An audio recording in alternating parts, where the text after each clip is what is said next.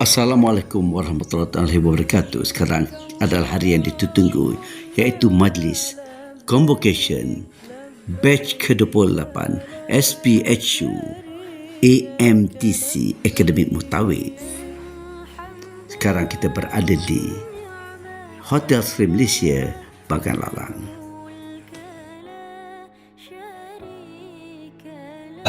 Lakawal mulk la syarika lah.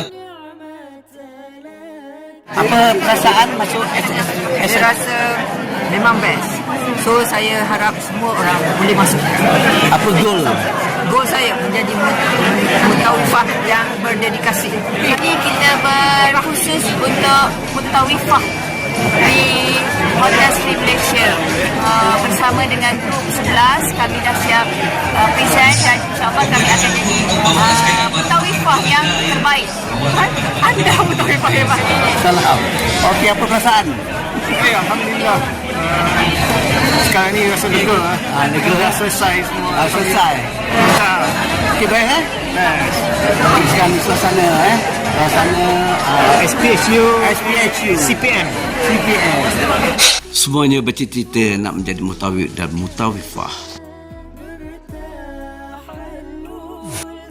Assalamualaikum warahmatullahi wabarakatuh. Saya Haji Rusli Muhammad, perunding umrah anda. Dapatkan tip-tip yang terbaik bagi merealisasikan cita-cita anda untuk berumrah. Assalamualaikum.